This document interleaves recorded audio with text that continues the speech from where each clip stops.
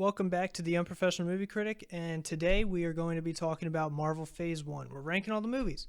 In Marvel Phase 1, there's 6 movies. It started with Iron Man, went to the Incredible Hulk in the same year, then to Iron Man 2, and then finished out with Thor, Captain America the First Avenger, and Marvel's The Avengers. So I'm going to rank all 6 movies. I was going to do all 23 MCU movies, but I was like, that's going to be way too long. So let's, break it down.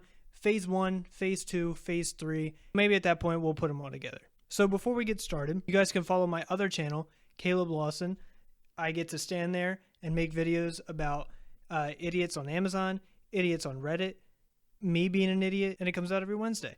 So it's always a nice day to get you over the week in case you're having a tough week, which almost no one is during this quarantine. Subscribe to this channel if you like the movies and stuff, and let's just go ahead and get into it. Starting at number 6, it's Iron Man 2.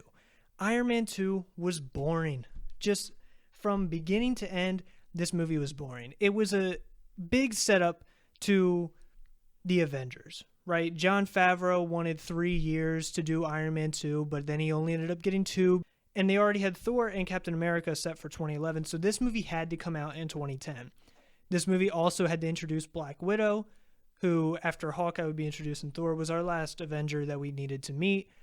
Overall, though, Justin Hammer, the villain, was just never that interesting to me, and Whiplash was just, I didn't like him. And you see him fight Tony on the racetrack, and it's one of the most memorable scenes of Iron Man 2. If you go on Disney Plus and you just hover over Iron Man 2, you'll see the Whiplash on the racetrack scene. It's the most memorable, it's maybe the most memorable scene in the entire Iron Man trilogy, to be honest.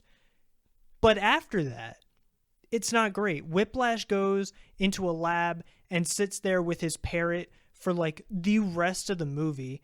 Tony thinks Whiplash has died, so he goes off and does his own thing. And then there's this beef with him and War Machine, which it's fun to see him go and fight each other, but it doesn't give anything really to the story.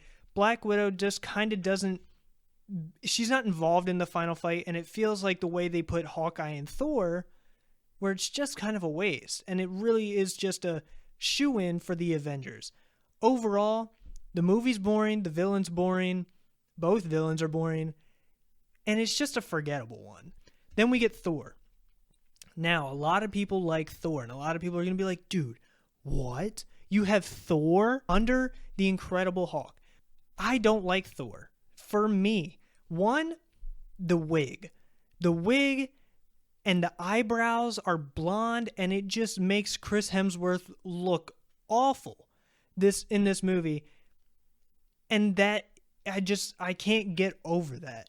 On top of that, there's scenes where literally it looks like the camera's just going like this for absolutely no reason.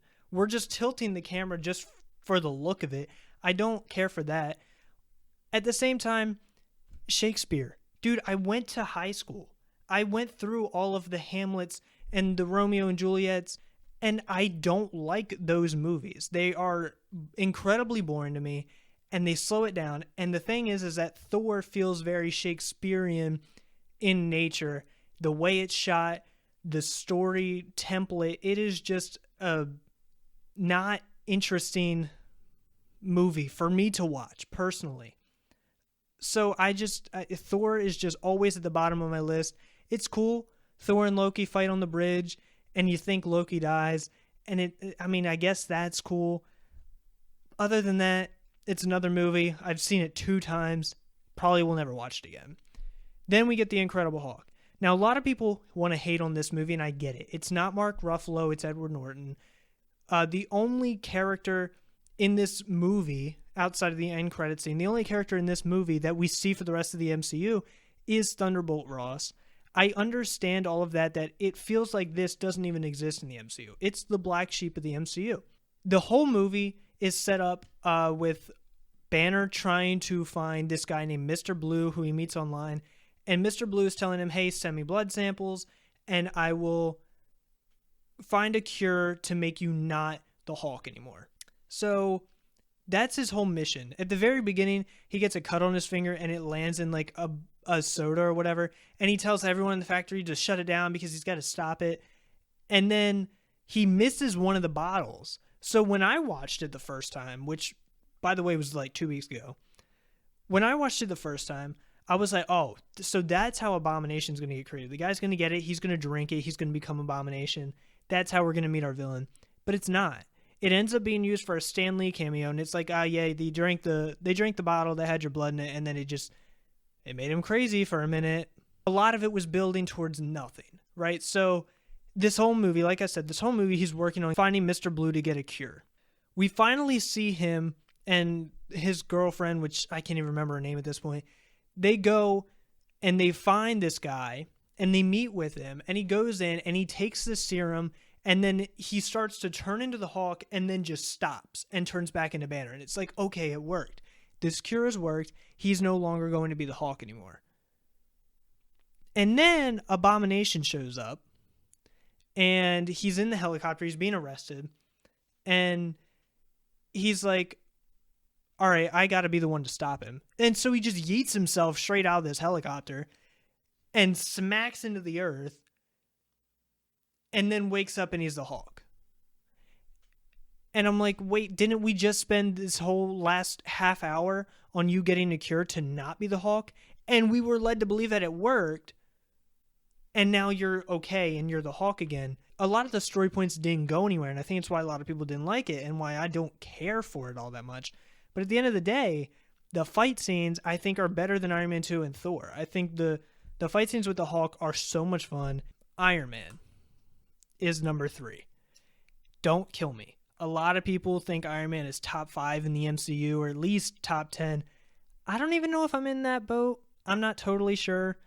But I know in this one, it's number 3 for me. It is one of the best origin stories I've ever seen. I mean, it's up there with Wonder Woman, Batman Begins, and like Tobey Maguire's Spider-Man. And I absolutely love this movie. And for the first hour, 40 minutes, this movie is nothing but fantastic. I mean, you get the explosion and then everything that's kind of led up to him being in the Middle East. And then you get to see him create the arc reactor and create the Iron Man suit and kind of go to fight. And then you get this cool twist that Obadiah Stane is actually our villain and put out the hit to kill Tony. And you see him turn into Ironmonger. And there's a lot of really cool scenes there. And the dynamic with Terrence Howard's Rhodey and Tony Stark is maybe better than Don Cheadle's. There's a lot of just really solid moments. Some of the best moments with Tony and Pepper in the entire MCU are in this movie. And it does all of that really well for the first hour 40. And then the last 20 minutes happen. And we see Tony have to go against Obadiah Stane with a weaker arc reactor, a weaker suit, and the only thing that he can use to beat him is Jarvis and his own brain, which is enough, sure, but it doesn't really work. I mean, Obadiah Stane absolutely just beats him up for probably about 10 minutes, and then Tony just flies into the air and makes him freeze himself, and then he falls back down.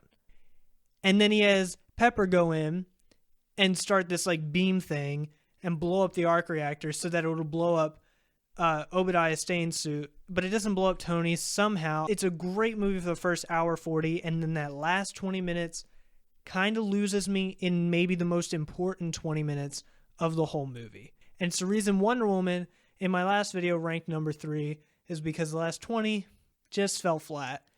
We have that again here. So Iron Man lands 3. Then we get to number 2, and that's Captain America: The First Avenger. For a long time, this one was my number 1 in phase 1. For me, it is one of the most relatable movies, right? I'm a pretty scrawny, skinny guy. So to be this guy who's just a very loyal and just wants to do the right thing kind of person, but isn't physically able to do it, get this kind of serum that just makes him the peak human in terms of physicality. You see that, and that to me was always so relatable. It was like, dude, like if I could get a serum like that, that would be amazing. But again, there is that middle piece. Just like in Iron Man, there's that end piece. In First Avenger, there's that middle piece. He's just kind of running through it, and there's like songs, and the cheerleaders are kicking, and he's like punching fake Adolf Hitlers and stuff. And it kind of loses me during that point. And the final fight isn't fantastic against Red Skull, but it's good enough. But because of this whole beginning of seeing a skinny Steve Rogers work his way into being the actual super soldier, and then the ending of him crashing into the ice and having to miss the dance with Peggy that leads to one of the best payoffs 8 years later in Endgame.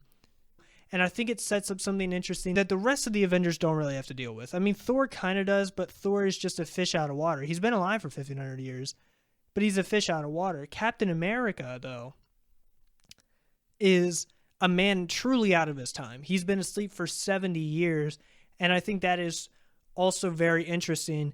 That comes into the number one movie, The Avengers.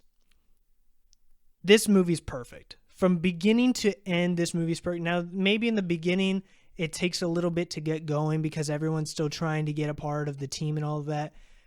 But this movie's perfect. You get the fantastic scene with the Marvel Trinity in the forest, right? You get Iron Man, Thor, and Captain America all fighting each other. You get Hulk chasing Black Widow, which leads to this awesome fight with him and Thor in the hangar.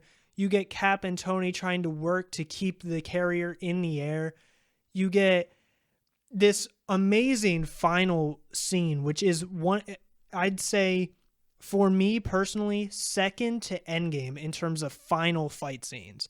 It is fantastic. I mean, you get this, so many good moments, right? You get Hawkeye finally getting in on the action, and it's very entertaining to watch as they all circle up, and then you get the awesome line, which is one of my favorite lines in the MCU, when Cap looks at Banner and he says, "And Hulk, smash." It is just, it's such a comic book line that feels almost like it's too campy to work in a movie, but it works here. And this movie was just so important in that this was the first time outside of the X-Men and I guess the Fantastic Four that we were seeing heroes actually team up.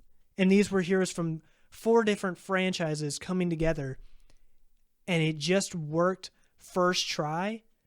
And then, of course, at the end, the amazing end credit scene that is almost nothing. All it is a head turn to the camera. But the fact that the head turn is from Thanos sets up all of Phase 2 and Phase 3. So for that reason, The Avengers is perfect for me. And it comes in at number 1. One of my 5 favorite movies in the entire MCU. If you like the video, go ahead and like it. Like I said, follow my other channel, Caleb Lawson. It's a lot of fun. Also, watch the videos from last week or the week before. That's all I got for you, so see you next time.